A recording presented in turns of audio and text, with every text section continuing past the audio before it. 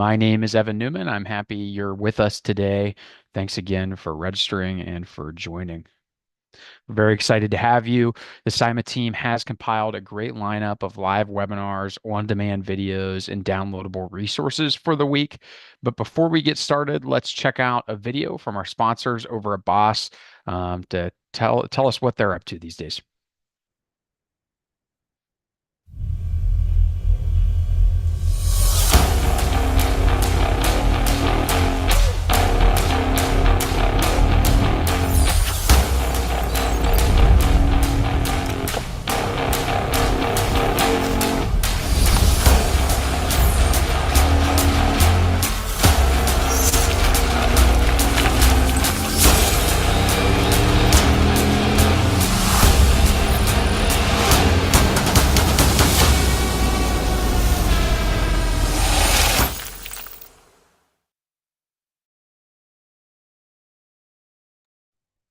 If that doesn't get you pumped up for the snow season, I don't know what will. I hope this week will, though, as well, because we're focusing on readiness with each day covering a different key area in the snow industry and how we can be ready and prepared for the snow season. Joining me today is Jeremy Darling, CSP and ASM of JC Grounds Management. He is over and in charge of all their operations. We're really excited to have him with us, talking a little bit about what Jeremy's doing to get ready for site awareness. So, Jeremy, if you'd like to come on screen, we'd love to have you. And before we get started, if you have questions for Jeremy, please drop them in your YouTube chat or in the chat box on the screen where you're watching on the bottom right of the Bootcamp Live webpage so that we can get those teed up for Jeremy either throughout the conversation or at the end if he doesn't answer them throughout. So, Jeremy, welcome to today's episode of Winter Boot Camp. And today's episode, again, is sponsored by Boss Snowplow. So, we're focusing on site readiness. And just like to kind of get a feel from you, why is this topic important? Well, it's really the first chance you get to um, get your customer really engaged with the snow side of things, I guess, and kind of make it the reality that hey, winter is just around the corner. Um, this morning actually, I woke up at my house. I live about an hour north of Boston, and it was snowing outside. Had about a half inch or so of snow on the grass and collected on the cars and stuff. Didn't accumulate on the pavements, but it was gone in an hour. But it's coming, and it's going to be there before you know it. So it kind of gives us a chance to really engage those customers and get them thinking that snow is coming and we're prepared for them as customers. Absolutely. Absolutely. You bring up a good point is some of these early snowfalls that we see end of October, early November are a great time to educate the customer. But why are they important for your team? What does this topic really, this site hazard analysis and awareness, how does it help your team also be prepared for the season? Yeah, so one of the big things that it does for us, I think probably one of the most important things is gets us out there to really view the site from an operations standpoint and see what safety hazards might or may not be on the site. Um, so our process really is once we've secured a site, we get our operations team out and we tour through the site without the customer first to kind of get an idea of what's going on at the site. Are there a lot of hills? Are there areas where drainage might be of concern? Um, what's the condition of the property in general? Is it well maintained? Is it well manicured? Is the asphalt in good condition? One of my the best times I find to go out and do these are right after it rains or while it's raining out, Mm, because you can really see where those puddles going to end up. Um, and we take a ton of pictures on those first few visits to the sites, um, and we pick up everything from snow damage, from whether it's things the conditions of the site, whether it's broken curbs, things like that ahead of time. So we call it our preseason or pre-snow kind of site map, so we can share that with the customer when we're walking around. And we also look for safety hazards. We look for things like raised castings or sunken drains, things like that. Pavement areas that have depressions in them. Or look for low-lying limbs. It's one that kind of gets missed sometimes because when you're driving around your car, It's okay if the branch is hanging, a few feet over your head or whatnot while you're driving around. But when you're in a front end loader or something that might be on that site, it can cause a big issue for those operators up there. So those are all things that we check out and we look at so that when we go on the site with our operators for their season walk, they're well aware of the things that to be aware of. We're able to point those things out so that we can either adjust equipment or we can even make proposals to the customer for enhancements to the property where you may want to trim some of these limbs down or fix a fence or things like that. So that's really one of the key things for us. It also shows our operators what it means, what safety features are out there, and that we are looking at things um, from a safety concern thing. There are instances where accidents happen, and we do have them. Every company out there does have accidents, whether they are with vehicles or with heavy equipment or slip and falls with people in general. But the more you can make people aware of those things and point them out ahead of time, the better off you're going to be for your clients and your employees as well. Absolutely. Reinforcing safety with not only our team, but with our clients is a big piece of information that helps us be successful, safe, and it helps everybody get home during the winter season, is what I hear from members quite often. You mentioned some of those photos that you all are taking whenever it Mhm. rains, whenever that first light snow comes into play. What are some of the key areas you're looking for in some of those photos? You mentioned a few of them, but let's Mhm. elaborate on that a little bit. And I know you had some slides, so maybe this is where you wanted to show some things, but Yeah. let's elaborate on that a bit. Yeah, so let me throw this on here real quick. Sure. We are so on the screen here. So I'm just gonna play this out. Hopefully this will play through the way I need it to. Show up properly. Let's see. Evan, can you confirm you can see those slides right? Or I can see them. It isn't, it's still pulled up in your kind of presenter view. It's not pulled up in the okay. slideshow view, but All right. Let's do it this way then. That's fine. We'll do it that way and I'll escape out of this one off my screen. All right. So, kind of some of the things that we look for. We conduct when we're walking around, we take photos and it generates this map for us where, um, this is a large site. This was a quick preseason walk that we did at a location, and it drops all these little pinpoints. And we're able to review all of these with all our customers, and share it with the customer. And what they can actually do is click on each one of these pins, and they'll see what we're looking at, where we are on the property. But the big things that we look for are, so we look for things like infrastructure damage. So we're looking at railings and raised curb areas. So this would be something where we'd certainly want to point these out to our operators. You can kind of see that this curb starts really low with the pavement, but then slides down and ends up raising up a bit. So we want to make sure that operators aren't getting up onto the sidewalk and hitting railings or falling off of it with a big step. Um, and you can see like on this picture here, this railing looks like it got bent in at some point, and actually cracked all the pavement on the corner here. So hmm it's hmm something that could cause an issue if someone were to bump into it. We also look at things like this is a loading dock area, and this is pretty common where you have a transition between pavement areas and concrete areas. You'll get the pavement will settle, but the concrete won't.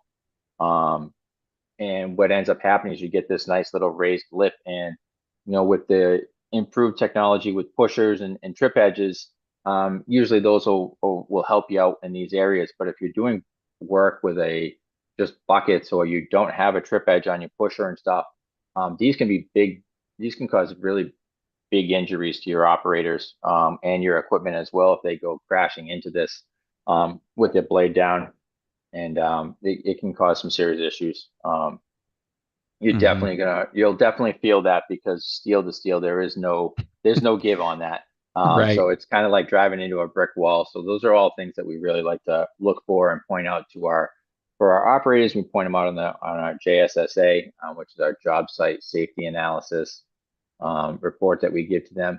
But we also point these areas out to our customers and clients as well, because sometimes if you're not dealing with the owner of the property or you're dealing with a property management company, um, they may only get out to the site once a month or once every couple months, or they may be new to the location. They don't really know it.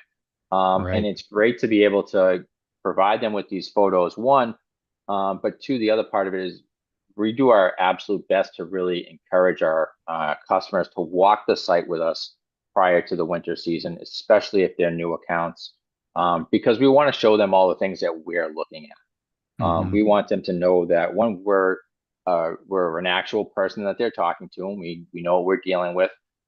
We're not just a person that's on the other end of an email, like tech support or text message or something like that. It's a person-to-person relationship and really gets you some good face-to-face time with a customer.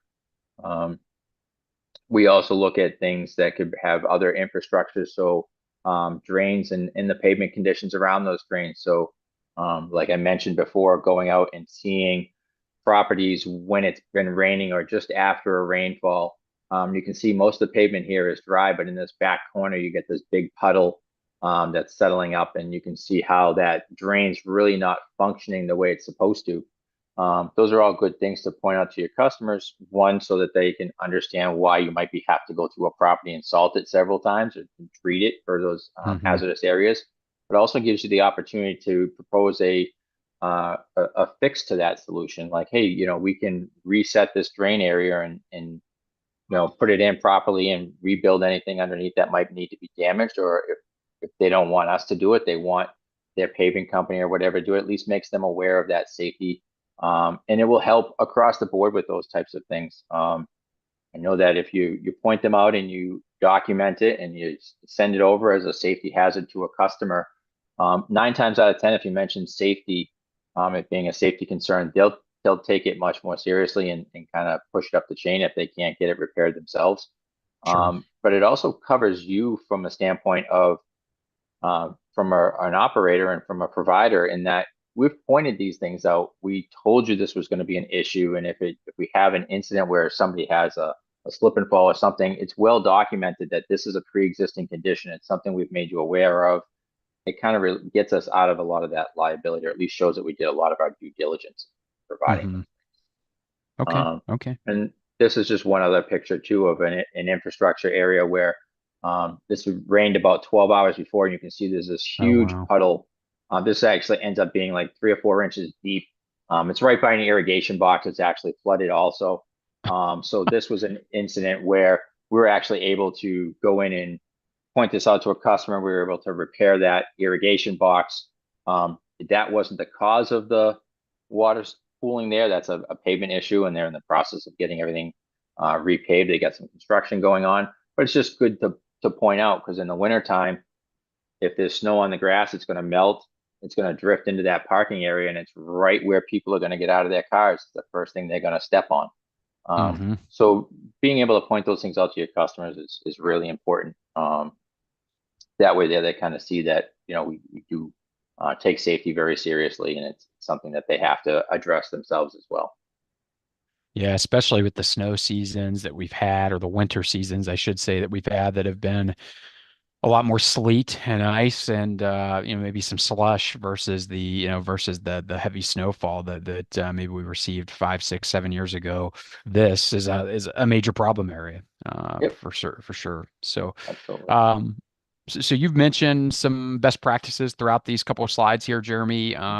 What are the top three, top five best practices whenever doing this site hazard analysis with your team that you would suggest? And any that maybe you missed in this coverage, or anything you want to add here for the audience? One big thing that I didn't mention yet was snow pile locations. So Hmm. it's really important to have a good map to share with your customer, one as to so they know where the snow is going to be, but also for your operators so they know where it's going to go. And when you're placing those snow piles, you want to take a lot of different factors into account. Um, you know, Look at things like, is it on the north facing side of a building where it's not going to get as much sunlight, so it's going to be a lot colder there. It's going to freeze a lot faster. um, is it is it in an area that's raised, and is your drain much further away? maybe a customer wants to put a snow pile way at the back corner of the parking lot because that's the best spot because nobody parks up there. And that would be all great, except the drains are all the way at the other side of the parking lot where everyone parks. That's going to melt and drain down there. And now you've got a whole parking lot that's going to have a serious ice flow issue throughout the winter.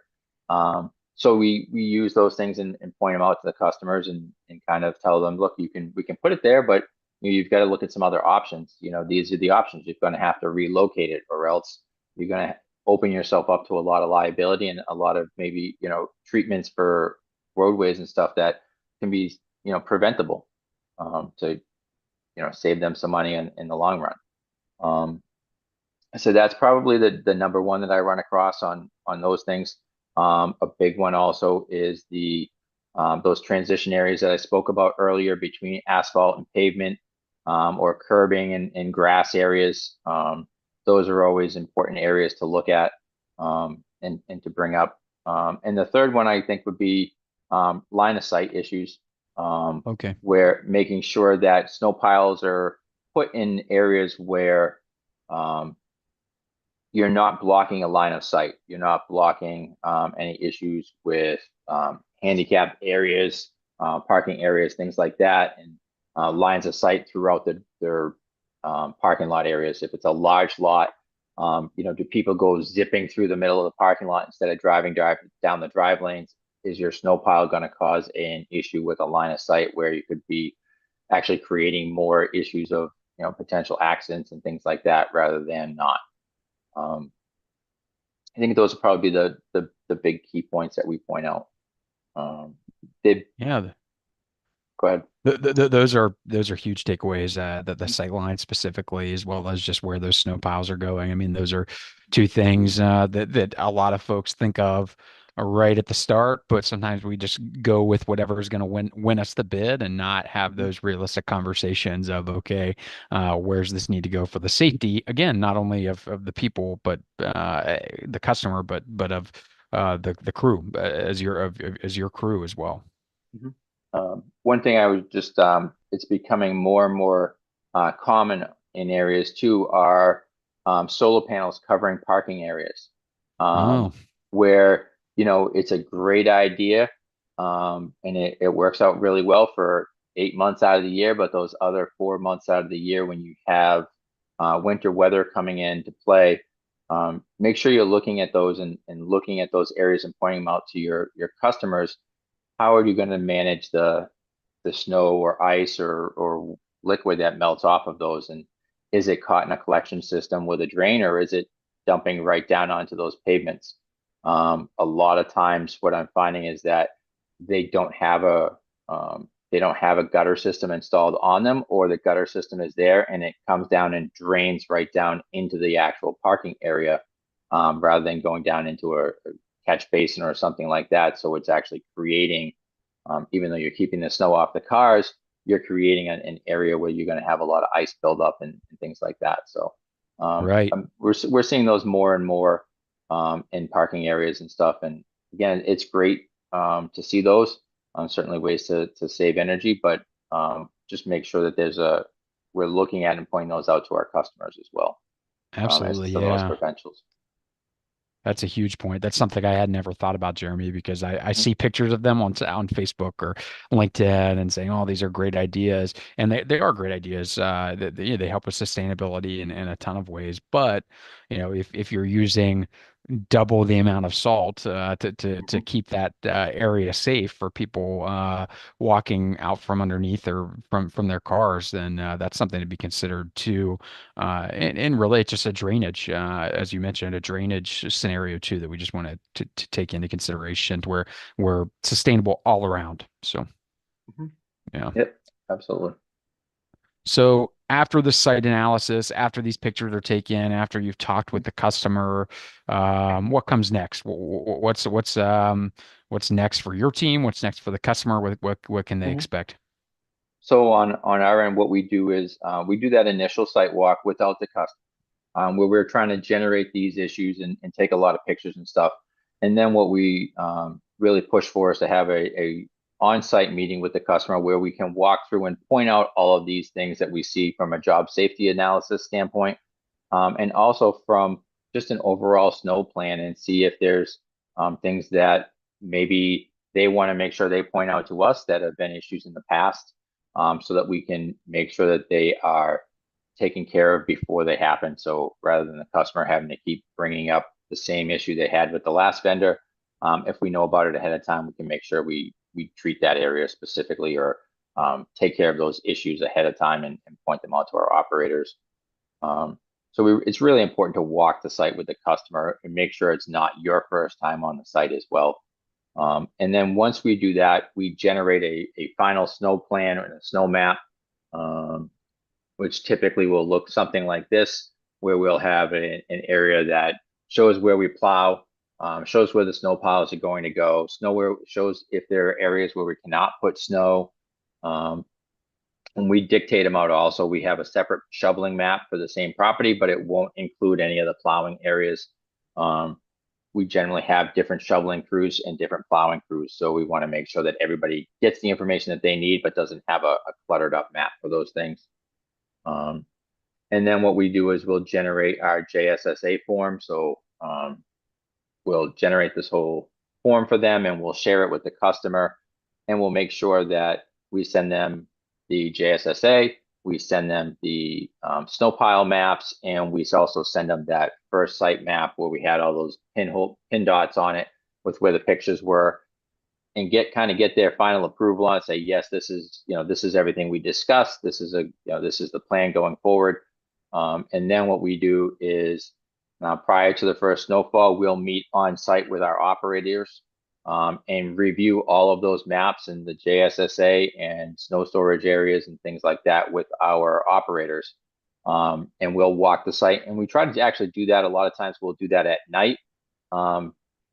Two biggest reasons for that is, one, 90% of the time when we're going to be doing snow, we're starting snow removal operations. Most storms start in the evening, so it's usually dark out. So we want to get a feel for what the site looks like at night, and taking into account things too, like I just thought of was, you know, does the lighting in the property shut off at night? We've had some shopping areas where, due to certain regulations or ordinances and things like that, that all of the lights get shut off at midnight. Well, that makes the place completely pitch dark, and it's a whole different um, issue at midnight when it's pitch black out and you're trying to plow and you can't see things, than it is when the lights are on. So that's a good time to go through and look at those things, and your property manager may not know that it shuts off at night because they're not there at midnight. Mm-hmm. So we've run into those things in the past, and a lot of times they'll know to keep those turned. We'll just have them keep them turned on if it's going to be a winter event and stuff. But all those little things that come up that you just want to point out to your customers, and review with your operators. That way everybody's on the same page. Everybody knows that we're safety conscious. We go over what their safety equipment is that they're supposed to wear. So all of our operators, our shovel crews, and our managers, they all get safety vests that they have to wear. It's, one, it helps with visibility for them, keeps them safe, but it also allows our customers too to see that if there's someone on the site that who they work for, that they belong on the site.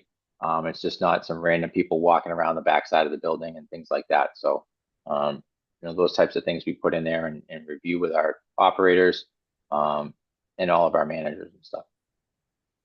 That's awesome. That's awesome. I appreciate this in-depth overview, and the time you've spent with us today, the slides that you've prepared. I think that all of these are great takeaways. And again, something that I hadn't even taken into consideration is lights on timers. I think of that stuff happening inside. Okay, my lights on timer in my office. I need to wave my hand to get it back on, but you don't think about it at a parking facility, or in a parking lot at your facility all the time. But with sustainability being something of concern, they may turn on and off. How can we address that? So, Jeremy, again, thank you. What else? What are some final reminders if you're listening to us now in the chat? Or live, excuse me, please feel free to put some questions in the chat, as we do have some time to chat with Jeremy here. But this is the end of our organized Q&A. So, Jeremy, what else? What are we maybe missing? Um, I think it's just really important to reiterate that as your operations team, you really want to get eyes on those sites and see what's going on. Even if you've been doing the site for years, sites change, and if we're primarily a snow company, so we're not doing a lot of times we're not doing the landscaping on those sites, so we don't see um, changes from year over year. Maybe they repaved the parking lot, maybe they added a part of a building, maybe they removed part of a building, or added a big garden area or a big patio area and things like that. So making sure you get eyes on your properties at multiple times throughout the season, um, even if they are just a snow only customer, make sure you're aware of the changes on the property. And just because you did it last year doesn't mean it's going to look the same this year. Maybe there was some pavement issues. Maybe they had a water main break that flooded out half the parking lot and they had to redo things. You never know what happens on a site if you're not there. So it's always great to get eyes on it, and don't rely on your Google Earth maps and things like that. A lot of those can't tell elevation changes, and they're usually about a year to 2 years behind what's actually going on the site. So, um, those, especially sites that are under construction, things like that. Yeah, absolutely. Trust but verify, go out, So, yep. verify it. Absolutely. Well, thanks again, Jeremy. I appreciate again your time, your Mhm. energy and effort, and we wish you the best of luck in a very safe snow season. And we wish everybody listening a safe snow season. All week, if you're attending a live event, you'll have a chance to win prizes from SIMA. So if you're listening and if you've stayed online, please feel free to scan the QR code on the screen or visit www.sima.org /game and enter the code, which for today, that code is SITE, so SITE 2024, to earn 50 points. Don't forget to visit simon.org /bootcamp live, as you'll see there at the bottom of the screen, all week long for access to live events, video recordings, and much more. This is where you'll also find the on-demand resources, and you can check out today's videos on site staking and using drones for site assessments. So join us tomorrow at 10 a.m. and noon Eastern to talk about equipment readiness. Again, that's 10 a.m. and noon Eastern to talk about equipment readiness. But as for today, this is our only live, but there are, again, two different videos which are great on staking and using drones for site assessments that I think you'll really enjoy if you enjoyed Jeremy's presentation. So, Jeremy, thanks again. No worries. Thank you very much for having me. I greatly appreciate it. And yeah, if any of those questions come up and you need extra answers for it, just feel free to shoot them over. Awesome. Yeah. If you heard it here, connect with Jeremy on LinkedIn or connect with him wherever you may have the Mhm. chance to connect with him, and he'll be happy to answer some questions for you if you have any that you didn't get a chance to put in the chat.